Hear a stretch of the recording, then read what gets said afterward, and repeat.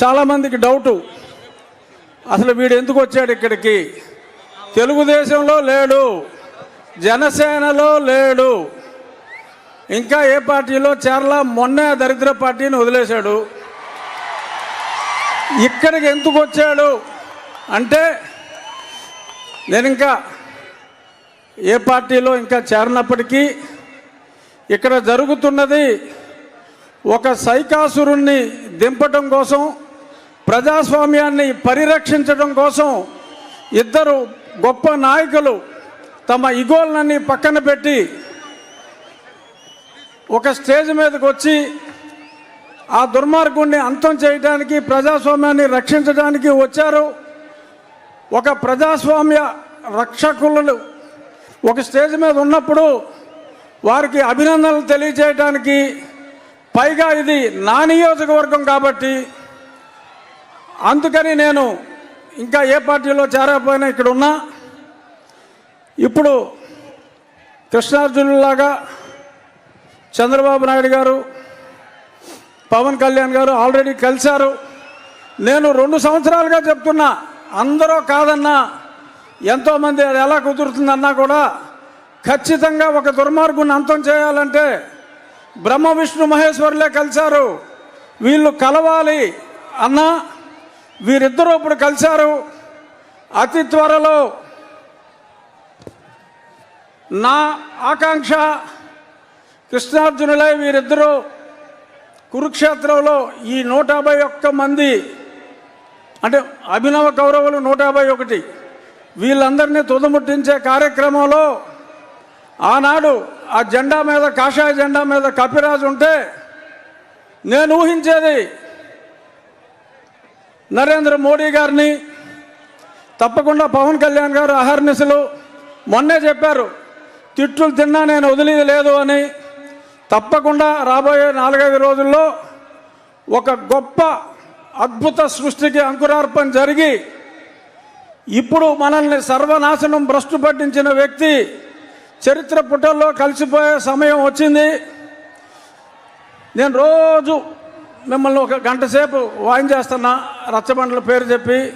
ఆ చెప్పినవన్నీ కాకుండా మనకి అమరావతిని సర్వనాశనం చేసిన ముఖ్యమంత్రి 3 క్యాపిటల్స్ అన్నాడు, ఏది అడ్రస్ లేదు. సరే, మొన్న ఫ్లోటింగ్ బ్రిడ్జ్ చేస్తే అది పోయింది. కుప్పానికి నీళ్ళు ఇచ్చాడంటే అది వినోదం సినిమాలో ఊటీటీ బ్యాంక్ లాగా అలా గేటు పెట్టి మళ్ళీ పట్టుపోయారు. అంతా మోసం, దగా.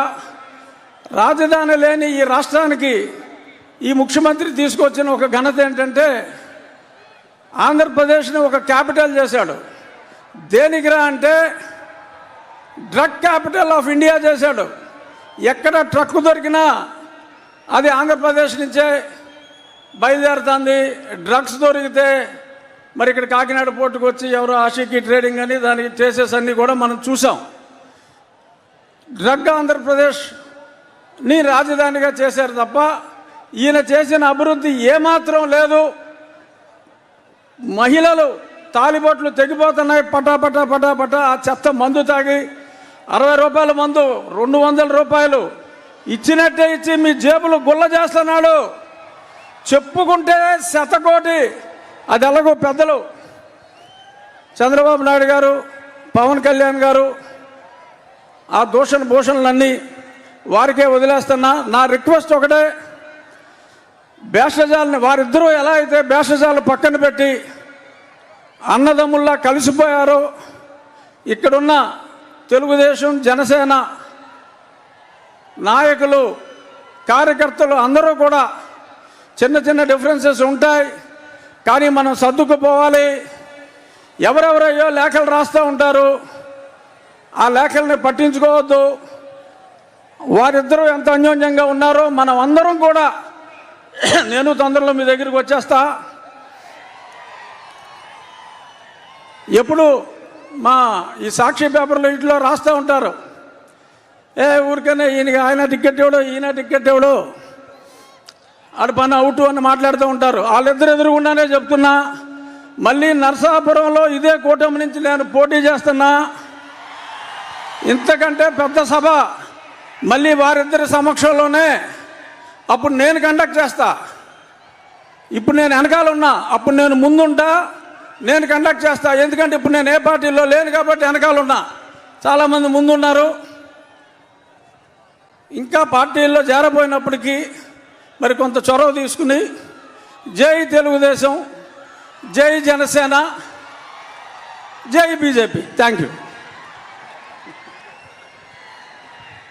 ఇప్పుడు పార్లమెంటు మాజీ సభ్యులు, సీనియర్ నాయకులు శ్రీ పవన్ కళ్యాణ్ గారు